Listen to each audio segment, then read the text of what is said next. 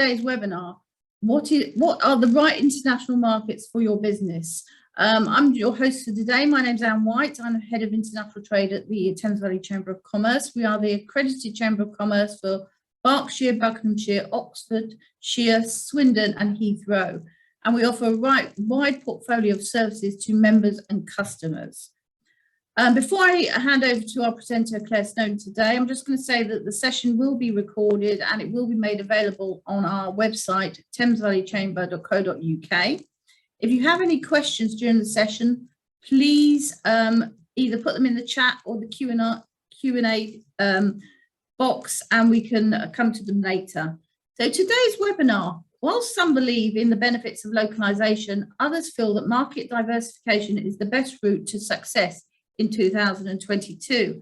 Experts are warning that limiting your market to one country or region may reduce your sales, especially if your base market is a small proportion of the world's global market. To ensure a successful export strategy, it is imperative that you export to the right locations, and the international market research is critical to driving your overseas market selection and decision making. Ultimately, selling to a new market without the right information can cost you time and money. This webinar will provide the benefits and the importance of good market research, how to determine the best places for you to export to, market selection criteria, and details of resources that are available to compare countries. At the end of the session, Claire will tell you about an opportunity which is invaluable for you to miss. But just a bit about our speaker today, Claire Snowdon of Snowdon Consulting Limited. She's an experienced international business growth and international communications specialist, and she works to effectively across cultures and to increase exports to existing or new overseas locations. She has over 30 years of international manufacturing and operational leadership with extensive business and cultural expertise, having lived and worked in Europe, Asia, the Middle East and the Far East. So without further ado, I'm going to stop sharing my screen and hand over to Claire. Thank you very much, Anne. So welcome everybody. I know that we have a number of people on the session today, but we do have a number of people that will be logging in for the recording that Anne has mentioned is taking place. So I am going to now share my screen with you and hope that all the technology does work, which is always interesting. So hopefully you can see my screen. I will be running through the presentation today and taking questions and anything you might want to ask at the end. If we don't have time for whatever reason, you could always send those through to me or send those through to the chamber, and we'll make sure that we come back to you. As I say, there are people. Sorry. Can I just say it's in presenter mode so we can see the next? Oh, can you? Okay. Yeah. That's interesting. Technology. Yes, that's not supposed to be the case. So I'm going to have to change the display. I mean, you can see it clearly. So let's try again. How's that? That's fine. How's that? Is that presenter mode, Anne? It's still presenter mode, but it's not a problem. Okay. I wonder if I just come out completely. End slideshow. How about that? And I shall start again. Don't we just love the tech when it works, and when it doesn't, we start to panic. So I mustn't get into panic mode. How's that, Anne? That's fantastic. Thank you. Okay, we got there in the end. So I don't know what happened. I apologize. So as I say, questions, please do come and ask them, as Anne mentioned. And also I will be more than happy to take any questions offline if you want to get in touch with me. So I am going to now go into presentation mode so that you can focus on the screen, and hopefully the slides will work. So this is me. If you need my contact details, they're here. You will receive a copy of the presentation, so do feel free to get in touch with me. So today I'm going to be talking about what are the right international markets for your business. And I'd like to thank Anne for the introduction and just start by saying, I presume you're on the session because you're planning to expand your sales internationally in some form or another. Or perhaps you're just starting to think about looking at selling your products and or services overseas. So in today's session, I'll look at export market research and selection and the steps that you can take to identify the best market choice for your business. And I emphasize the you and the your because, of course, it's different for every business, every type of business, every market sector, whether your product or service. But I will try to give you some insights and some top tips that hopefully talk to you that you can pick out from today's session. So why do market research? Well, hopefully you can already see the value and that's why you've perhaps come on the session today, or perhaps you're looking for some confirmation as to why you might want to do some kind of export market research. Well, it brings clarity and it supports your successful strategic decisions. Or more importantly, selling to a new market without these can cost, as Anne mentioned at the beginning, time and money, which I know, are very precious resources, particularly in our current times. So research helps exporters to determine which markets to enter and when. That's really important, the timing, as well as the actual market that you're going to try to enter. And what are the best routes? How are you going to enter those markets?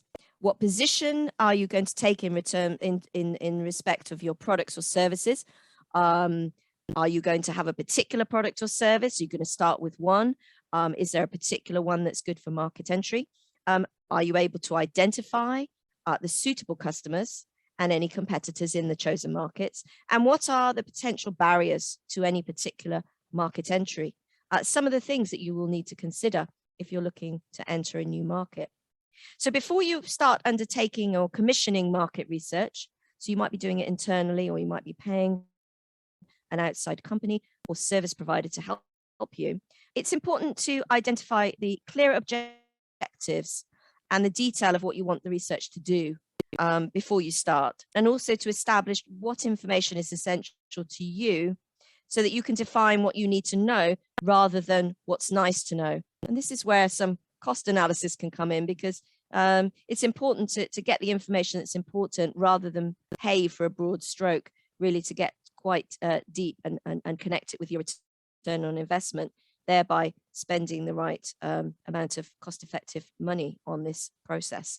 It's important also to know whether you're going to have any short and long-term marketing objectives, and to make sure they're in line with the actual market research that you're commissioning, either internally or externally.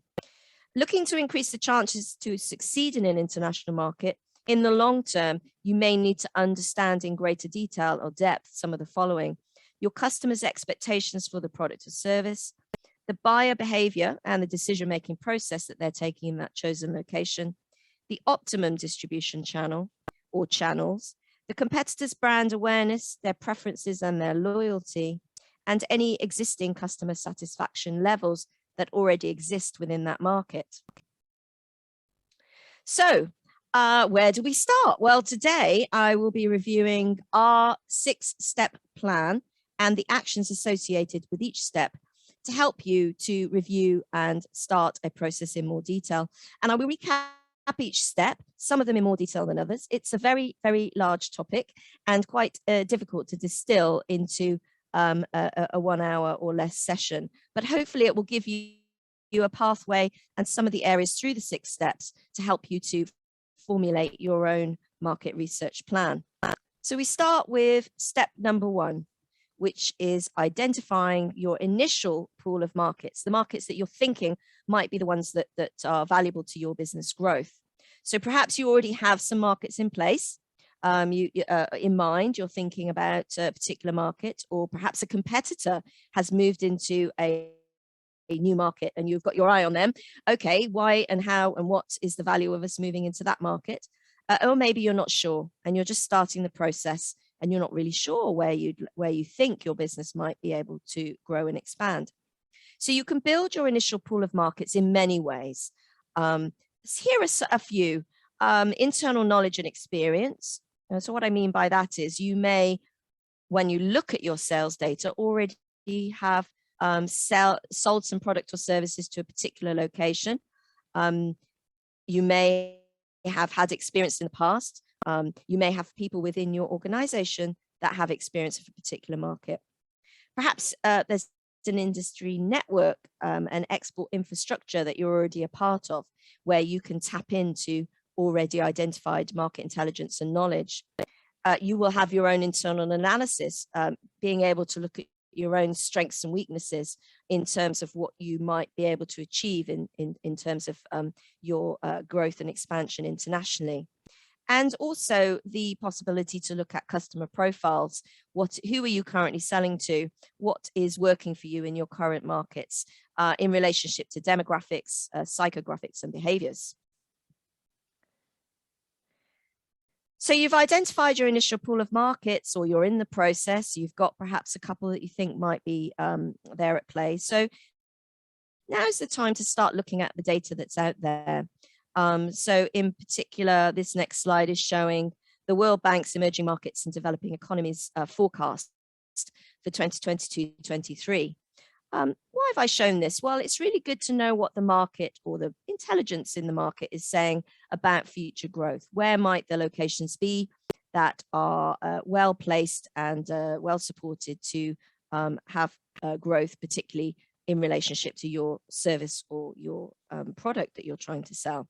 So following a strong rebound in 2021, the global economy is entering pronounced slowdowns and fresh threats, which I know you're all aware of: the COVID-19 ongoing situation, the war in Ukraine, the rise in inflation, debt and income inequality that could endanger recovery in both emerging and developing economies.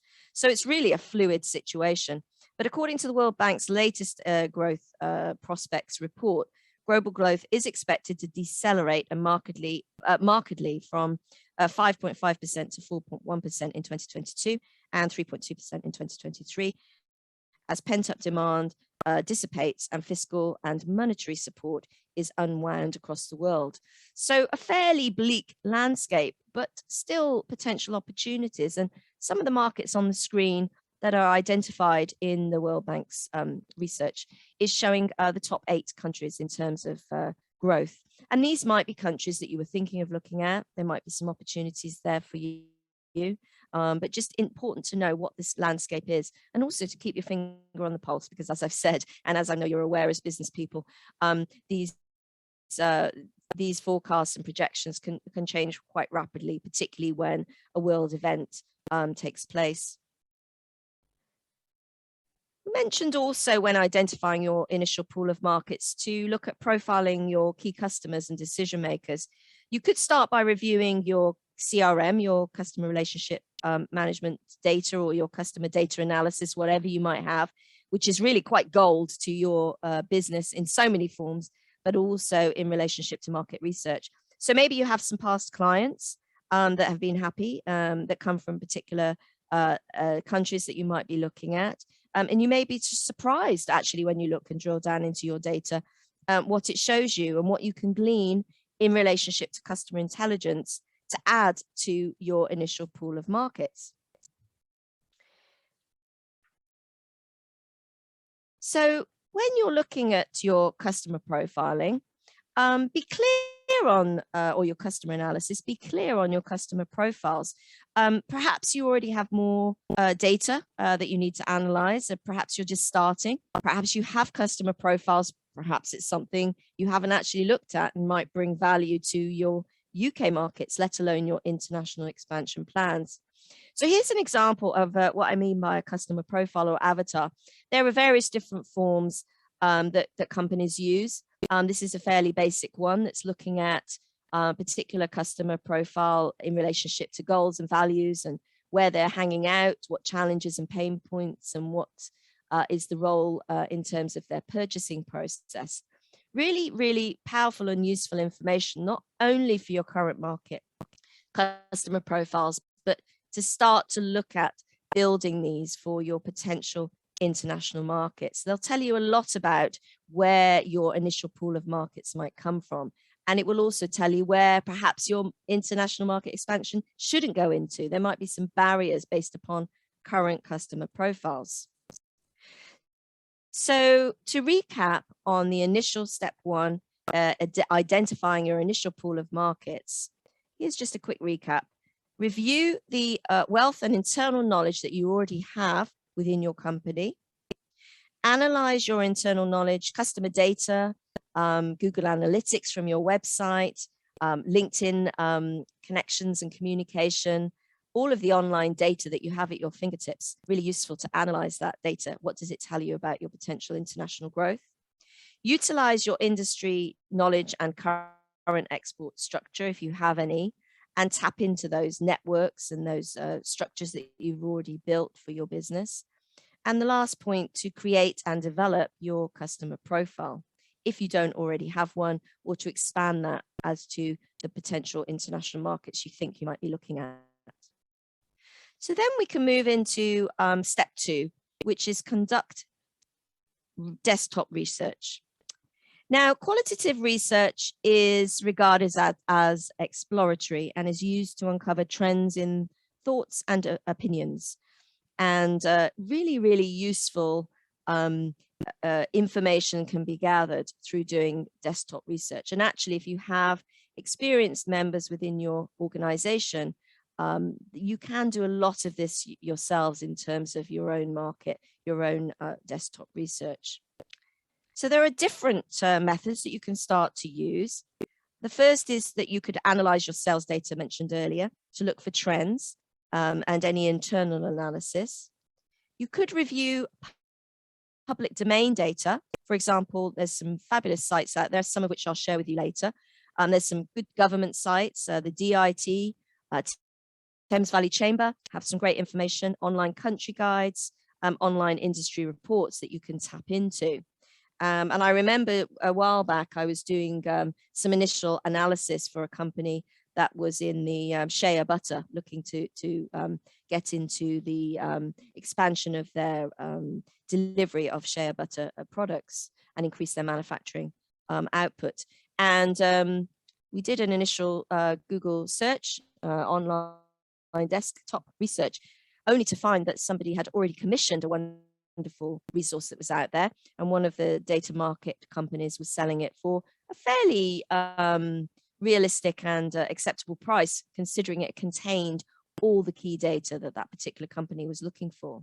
So it was a straightforward case of, this is the data we want, this is currently available online, and it's available to purchase, so there'll be no time or energy that we'll have to exert in terms of looking for it ourselves. So there's certainly ways that you can use public domain data.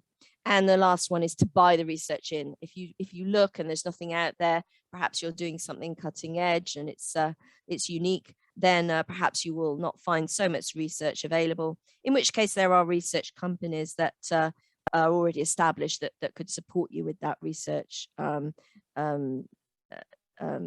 piece of work that you can tap into. When I mentioned desk research, I mentioned that I'll share with you some sources of information. So this is not an exhaustive list. There are many more, but there's some really useful links here to different areas that you can look into, different websites. And I've split them by market selection and data regulations, which are both important areas to look into when you're looking at selecting the right international market for you. So there's market guides, published reports, worldwide economic status reports, World Bank information that's really useful, and fact books out there from various government sources.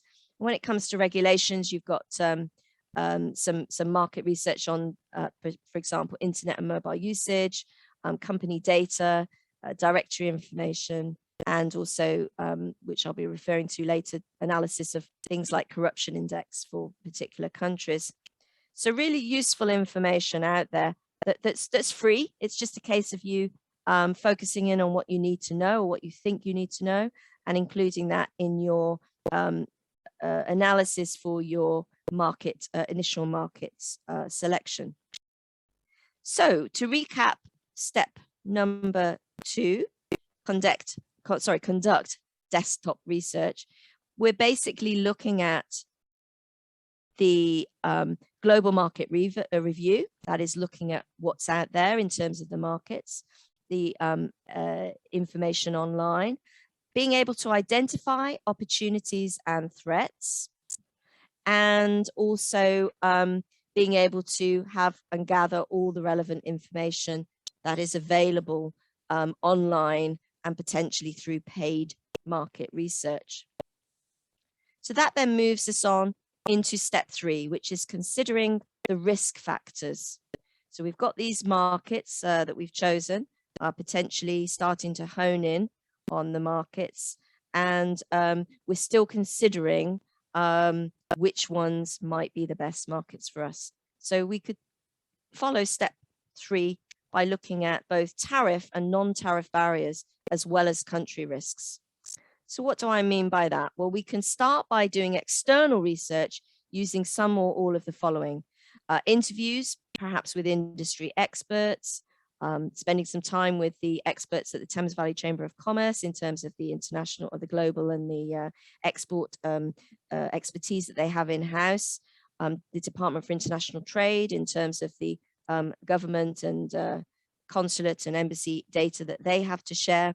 We could look at running surveys, that could be with current clients to gather knowledge and information from them, or review surveys that have already been established that you can tap into. You could look at creating focus groups to support the research of risk. So you might be able to create your own internal group to focus on that, or seek in outside expertise and support to develop a focus group. You could start to collate and observe the information that is out there and that you've garnered.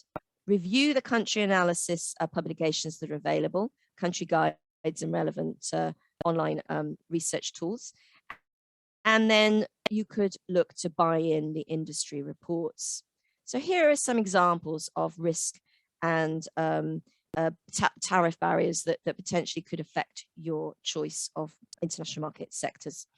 So this first one is again from the World Bank. It's the country risk report. Now it is back from 2020. They haven't yet released a 2022 or 2021 report, but it gives you an idea of the type of information that's out there.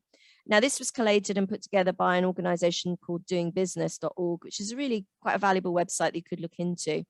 And this lists the countries by ease of doing business. So you've got your markets you're looking at. You might be drilling down into 2 or 3. And this would help you to understand how difficult might it be to do business, or how easy might it be to do business in these particular locations or countries based upon a set of criteria. So useful information for you to tap into. The next area you might want to look at is some research that's done by an organization called Atradius, and they run country risk maps on a quarterly basis. And this one I've shared with you is for the first quarter of 2022. A really useful focus in, you can see that they use the colored charts for risk, dark red being high risk through to green being low risk. Quite a useful, quick visual tool, but also carries a lot of data that you can drill down into by country, specifically listing what the risks might be. So again, useful information for you to add into your market research that you're doing on the countries you think might be the ones that you're looking at. In addition to that, they do a corruption perception index review, and this is by an organization called Transparency International. And again, using a similar kind of color analysis or score based upon red for high potential, high perceived corruption through to low being the orangey yellow color. So again, you can drill down further into the detail by country on this tool that's available online. Also important to look at external factors. Sorry, I've just lost my place. So also important to look at external factors, and one of those areas you might want to utilize is the PESTEL acronym, or the PESTEL marketing analysis tool, which is helpful to remember based upon the different external factors that could potentially be barriers to do trade or present opportunities, which is really quite valuable as well in itself. So, and also useful to note that there are some factors that are just beyond your control.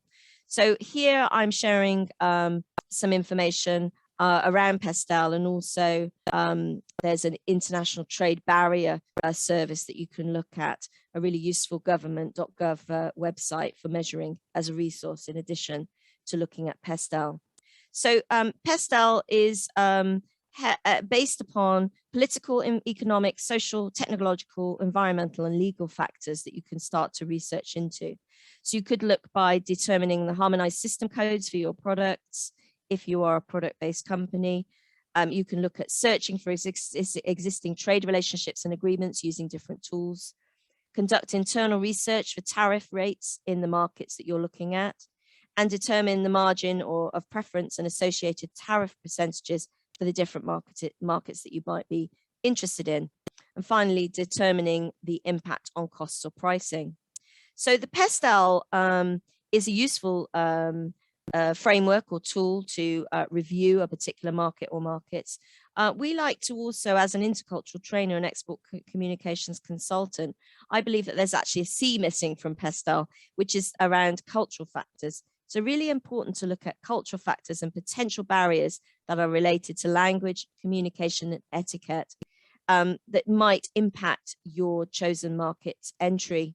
So do you have the skills to do business in a particular location that might have differing cultural or language needs?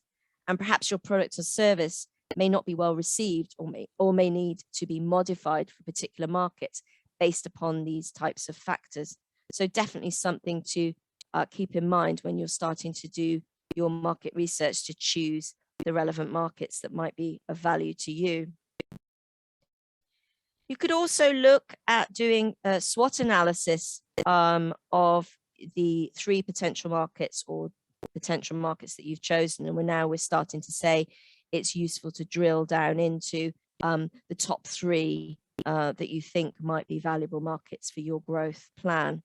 So the SWOT analysis based upon the strengths, weaknesses, opportunities and threats, which I'm sure you have done internally on other areas of your business. So we're basically looking at the market research based upon what are the competitive advantages, maybe based upon capabilities, any kind of relationship with customers, any accreditations you might have that fit in that particular market. So the strengths of you entering that market versus the fact that you might have a gap in capability for a particular market, or you might have resource limitations for a particular market size.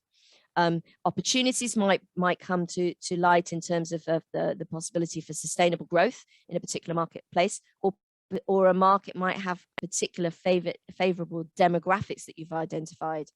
And moving into threats, what we mentioned earlier about the risk analysis and the transparency factor for particular markets, starting to drill down into what might be an uncertain economic environment, whether it's a step too far for your market expansion, or the regulatory and political changes that might be taking place in a particular country that could have detriment to your market entry. So a useful tool, in addition to the other tools that we've mentioned, to be able to recap or review the SWOT analysis of a potential marketplace that you might be looking at. So to recap our step 3, which is considering the risk factors of your markets, we're looking at reviewing your country risk factors, any research that you might be able to do on any trade barriers for those markets, and the SWOT analysis, threats and risks and opportunities for a particular marketplace and how that scores for your particular market entry. So step 4, you're now ready. You have gathered all the information through the research, the desk research, the quantitative and qualitative research that you've done. And this then helps you to be able to select the best market choice. So now you're starting to be able to move into the markets that you've chosen, specifically focusing on them and starting to gather market intelligence for that particular chosen country that you think is the one that makes sense after having done the research that we mentioned. So what do I mean by gathering market intelligence? Well, perhaps you have a key decision maker from your company who could travel to a chosen marketplace. Of course, now travel is starting to open up, so this sounds more realistic than it did even into the back end of last year. You could experience, therefore, the firsthand the cultural and business practices and start to really get a deeper level of understanding about whether your product or service will work in that marketplace. It would give you the opportunity to connect with in-country support, perhaps the embassies, consulates, any representatives that are present within those locations, to help them to support your market entry and also to share with you any insights and intelligence that they might have on the particular market. You're able to then also have the opportunity to potentially meet local business owners and competitors that are present within that market to gather market intelligence of that marketplace, and also the opportunity to identify sales opportunities specific and any requirements that you might need to make in relationship to the local adaptations that you might need to make. So we start to utilize this ask, attend, check-in and tap resource at this stage when you're analyzing this market that you've chosen. So that is to say that you are looking to ask whenever you win a new customer, or any customers that are inquiring about the service, gives you the opportunity to find out firsthand why they've chosen you, what information is valuable for you to utilize for future growth. The information that you've gathered by attending any trade shows or meetings with customers, any observations you've made in terms of how they've responded to your products or services. You're able to check in with the suppliers and industry associations, be able to talk to them and spend time building relationships for your growth into that marketplace. And finally, to tap the social network, not to underestimate all the free resources that we have in terms of the online opportunities, looking at monitoring the conversation that's out there in relationship to tweets based upon your keywords and key phrases, any Facebook posts, if Facebook is the one of these social media platforms of your market or service, any blogs or reviews and any other media that might mention you or your competition. And there are ways to do to set up tools to feed you that information based upon keywords or even information about people searching for your company. So we then move on to you've selected your market, you've gathered all the information, you've chosen a particular market that you think is the right one. Now it's important to start to look at what might the routes be to sell your product or service into that marketplace and be able to establish that for your chosen product or service. So the further you go from home market, which for us is the UK, the more essential it becomes to having a route to market that allows you to supply your product or service in a timely, efficient way to your customers. And particularly at the moment with the world situation, we are experiencing quite difficult landscape in relationship to routes to market, how to get your product or service into a chosen location. There are four main ways to sell your product or service. Selling through agents or distributors, which you might already have experience of in the UK. And again, there's help and support out there to help you determine what might the best agents and distributors be or how to find them. You might be looking to sell direct, taking all the responsibility on your own hands. You may have an e-commerce based business, in which case you're looking to sell direct through that resource. Important to look at any contractual methods. Perhaps you might start by licensing or franchising in a particular chosen market, or finally setting up a whole overseas operation. Now, you may have to use multiple routes to market before settling on one that works. Assuming you know the market you want to target and have a clear idea of its potential, you will need to decide on the channel by which your product will reach your customers. The decision to either sell directly or partner with someone to sell on your behalf will be are guided by the resources available, the opportunities, and the nature of your offering. Choosing the right route to market is critically important for your entry. Local distributors can provide deep understanding of informal business practices and networks of relationships, and but you will be sacrificing margin by working with intermediaries. The upside is that you might gain access to a customer base that you would be much harder to crack as a new entrant to that particular market. So to find out the best route for your business, be prepared to research and get advice on what's already happening in your target market. You'll need to determine, for example, where customers are currently buying from, whether it's the norm to have local representation, such as a distributor, or it's also important to take steps to protect your IP, your intellectual property, regardless of which way you choose to export. And some routes to market will need higher levels of initial investment and more ongoing management, and may not be suitable if you're new to export. But if you are in a position to invest more effort and resource, then you're likely to see more rewards from this direct investment and route to market. So to recap on step 5, which is gather market intelligence once you've chosen your actual market. First is to make a country visit where at all possible. As mentioned, to really get first-hand knowledge, to meet with people on the ground, really to analyze whether your findings of your research are supported by an actual visit, to engage with overseas embassies and consulates, to seek that support. And there is a lot of support available overseas. The government is very keen on export expansion. It's one of the areas that they are very focused on and are looking to support and fund.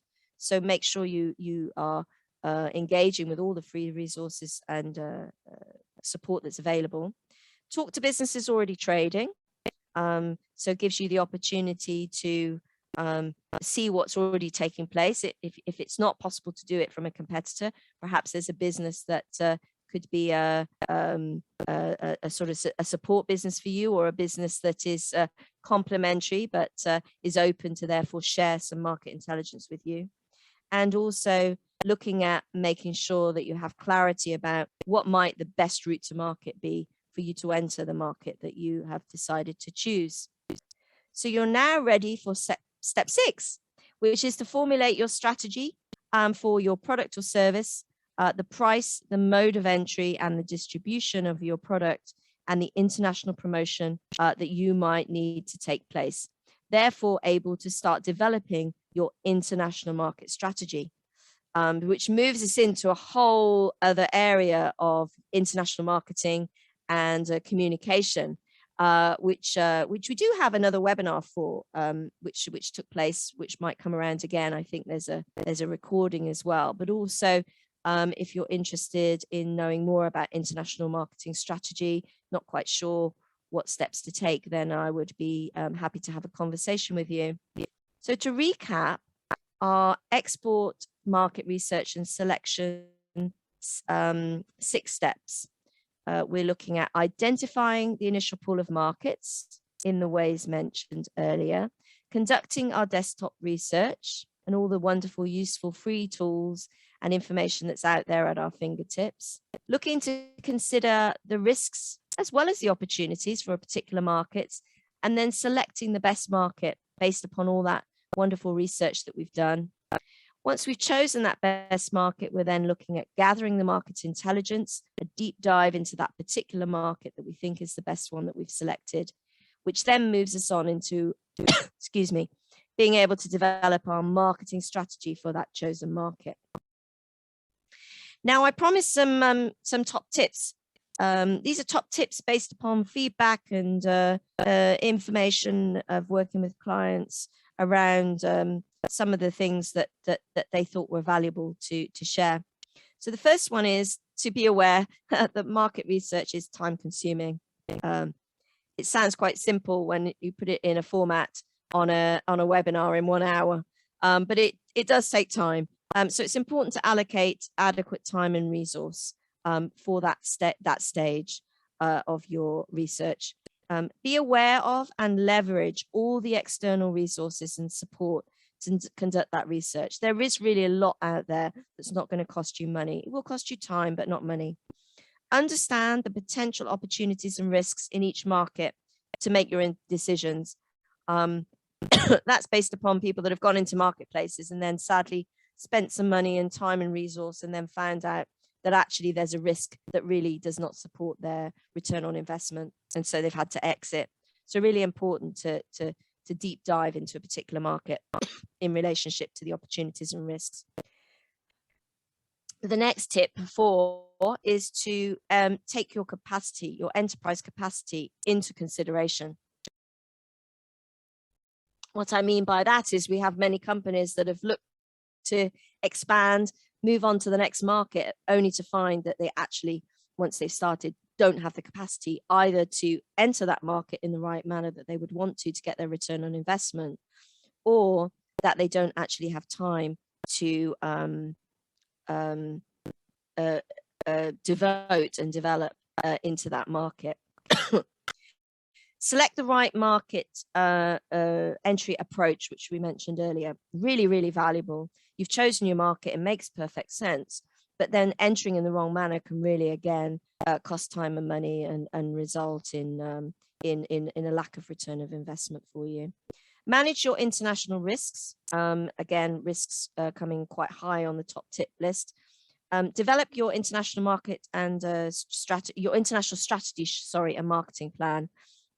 Really important once you've chosen your market sector to really then drill down into how we actually going to market in this location. And then finally, top tip 10, to obtain good legal advice before entering into any new agreements, whether that be a distributor agreement, whether that might be, excuse me, related to your IP, for example. Really important when going international to make sure that you are in as much as you can protecting your IP before you go into that market. So important to therefore obtain good legal advice. And again, through the government support, there are experts out there to help in relationship to IP and legal requirements for agreements for particular markets. So today I left a little bit of time for questions and reflection. And I noticed there are a few which I'll drill down into a minute, perhaps in the chat. Anne mentioned at the beginning, at the top of the session, that there is an offer today, and there is, after all of the webinars that I deliver for the Thames Valley Chamber of Commerce. Some of you will be global members, and I believe that Anne will mention more about global membership, which is really quite valuable to a company that's looking to grow internationally or globally. So definitely look at that resource and support that might bring. But also in relationship to that, we have an offer that's related to the webinar attendees from the session and those that follow on the catch up. And that is the opportunity to have a 30-minute strategy review call with me to discuss your market strategy or your plans or any questions or issues that you might have. So do feel free to tap into that. It really is a free resource. There are no hidden activities. It's an opportunity for you to ask some questions or to talk through with somebody what your plans might be, just to maybe sense check or have another opinion. You can do that by connecting with me on LinkedIn. Either way, I'd love to connect with you on LinkedIn and see your international growth journey. But failing that, if LinkedIn isn't your platform of choice, then feel free to email me at claire@clairesnowdon.com. Claire with an I and an E and Snowdon with an O. I always like to say that because most people spell it with an E and an E on Snowdon and forget the E or the I on Claire. So yes, that's my email address. And just mentioning LinkedIn before I go into potentially some of the questions or reflections. I did notice that when I did some research on the companies that are attending today, either physically or on the catch-up recording, there were a few companies that weren't represented on LinkedIn. And I would say that LinkedIn is a really useful tool for your international online presence. So if you hadn't thought about it, I would suggest that it'd be good for you to get a profile up there.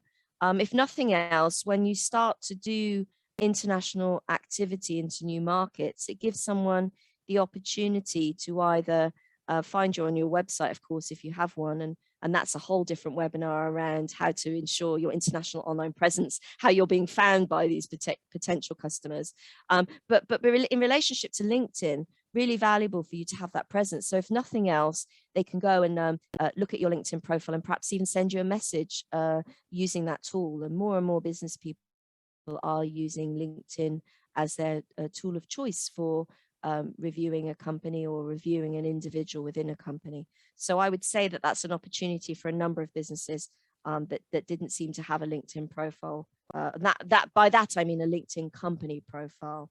You might have one as an individual person, but quite valuable tool to have a company profile. And for those of you who aren't aware, you are able to also have a LinkedIn profile in, I think we're up to 20, oh goodness, I forgot the number now. I think it's 23, don't quote me, languages on LinkedIn. So you can actually have your LinkedIn profile in translated into different languages online, which gives you the opportunity to then have a presence perhaps in market sectors that you hadn't thought of. So something to think about in terms of your online presence.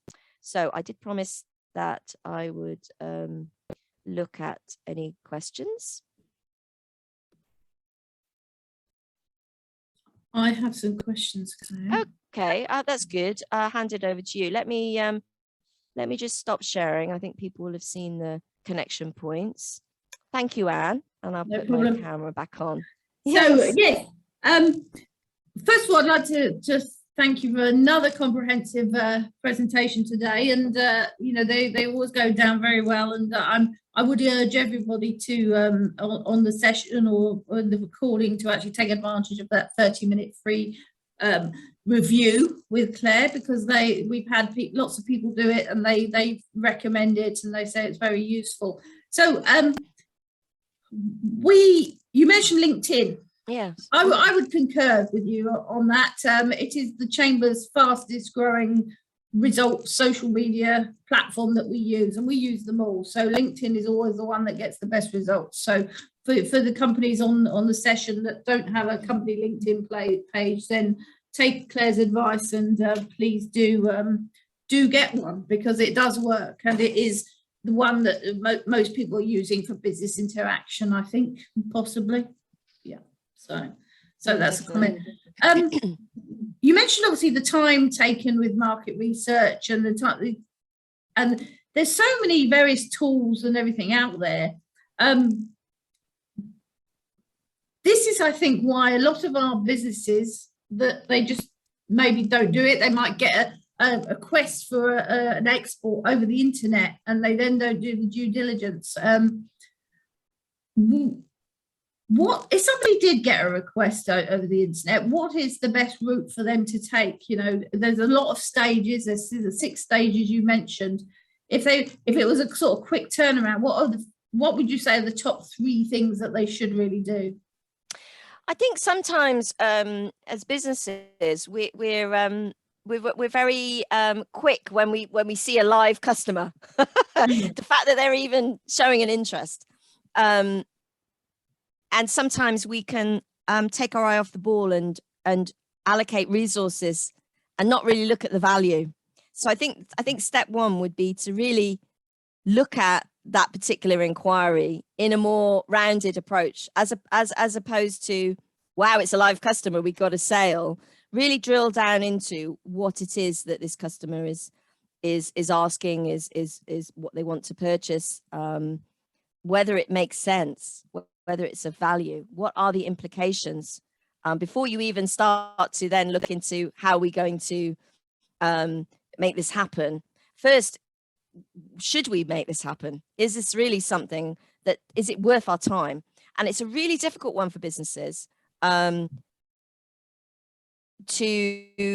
take that moment just to look at, is this of value to us, or should we send this customer somewhere else, or should we tell this customer, here's another option, or should we go ahead and yes, this is of value to us. So I think that's step one, to really analyze that. And then step two would be that if that initial analysis tells you, yes, this is worth us doing, then it's important to get into the reality of what that actually means. Because I've come across many exporters who take on the challenge or take on the sale, and then they find that they've just lost money on it because they haven't understood the cost analysis, they haven't understood the implication, and they've also set unrealistic expectations. So they've told the customer, yes, that's the price, and they've told the customer, yes, that's the delivery time.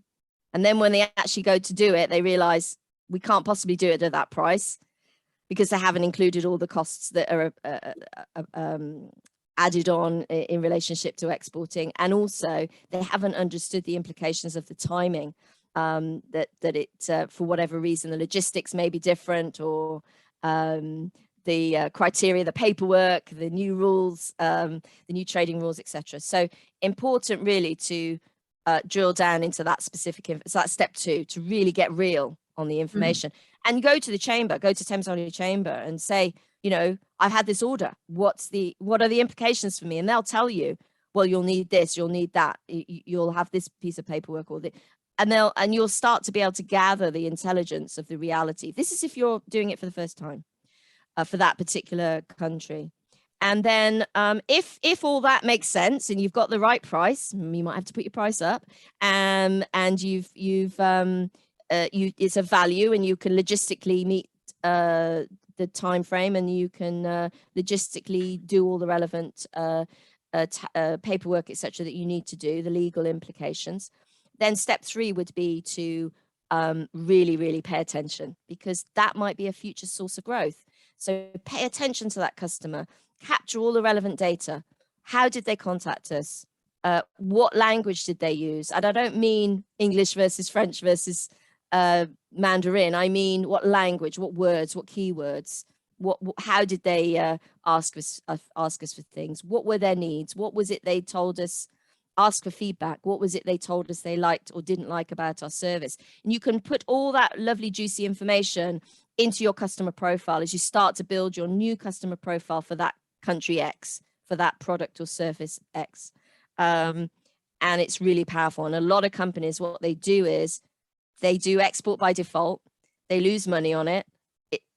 They learn that it was really hard, but they haven't really analyzed the value. Could it have been really quite valuable? And then they're either sat on the data, so they've had a sale, but they're not optimizing all that knowledge, or they've done a sale and it's just cost them time and money, and it puts them off export in general. Yes, I mean, a situation where obviously us as a country, we're no longer in the EU, we have all these new free trade agreements that we're signing with multiple countries. You know, we need the businesses to actually expand into those markets in order to make sure that we're staying as a, you know, ahead of the game in regards to trading internationally. And you mentioned obviously part of that, it is vital to do that research, you know, because there might be, you mentioned culture, which obviously, yeah, it wasn't in the pen still. Culture is very important. Yeah, we deal, some of our largest markets that the UK deals with, you know, the culture is so different, and unless you're on top of that culture, then it can be an issue, can't it? It really can, and it can sometimes be very clear and very visible, and sometimes it's quite hidden and it doesn't hit you until later, and then you realize our product's not selling, and then there's something that's a cultural implication, and you realize if you've done the research beforehand, you could have fixed that. And see, the problem is if you enter a market and it doesn't go well, and you enter a market and your name's out there and it doesn't succeed, it's really quite damaging, not only externally for your brand, but internally, because your internal resource, your workforce, it gives them a an unrealistic vision of what it is to export. It might not be true. It might not be real. I mean, and it's about the value for the business. And we find that there are businesses that enter a market and then it all goes wrong, and then it puts them off in general, which is not necessarily the case. It might just have been that market. There might be a market over here that's absolutely perfect for them, but they're not looking at it because they've burnt their fingers on the first one. So. And it's clear from today's session, the takeaway, the main takeaway, apart from obviously booking the half-hour slot with Claire, which is available, is it's all about preparation, and without that, we've seen companies, as Claire has mentioned, who come to us after it's all gone wrong, and then we have to try and help them through, because obviously the preparation wasn't quite there, or it wasn't quite right, or they've, as you said, they've jumped on a sale because it was there and it thought it would be quick, but it wasn't quick. And so, preparation is key. So please do take advantage of that 30-minute session with Claire, because that was the start of that preparation. So I'm quite aware of time. So I'd like to thank Claire again for her expertise, and she is an expert in this market. She does work with lots of organizations as well as ourselves. She is she mentors business individuals in this market. So she's an expert. Well, I don't use that term loosely, but she is an expert in this field. So please take advantage of that while you have the opportunity. So I'd like to thank you, Claire, for another really interesting session. And I just want to say something on behalf of the Chamber.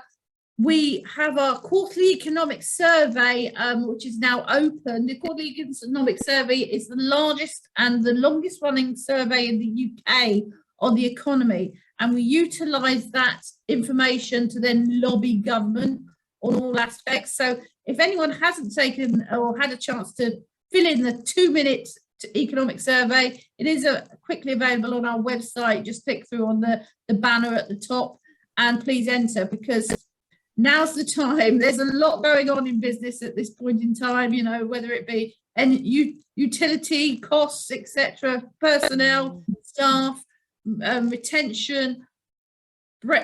I'll say the B word, and I have to put something in the little box every time I mention it. Sorry, UK exit from Europe. Then please do let us know, because we're here to lobby not just for our members, but for all businesses. So if you're not sure about what we do as a chamber, please visit our website and have a quick look. And any questions on trade, in all aspects of trade, whether it be import, export, or just, as we said, Claire talked about today, entering new markets, please, we are there to help. And it's not just for members, but also lots of services are for all businesses within our region. So thank you again, Claire. I'd like to thank you for attending. I'll thank those who are going to watch on the recording, and have a good day. Thank you. Thank you. Bye-bye, everyone. Good luck with your exporting.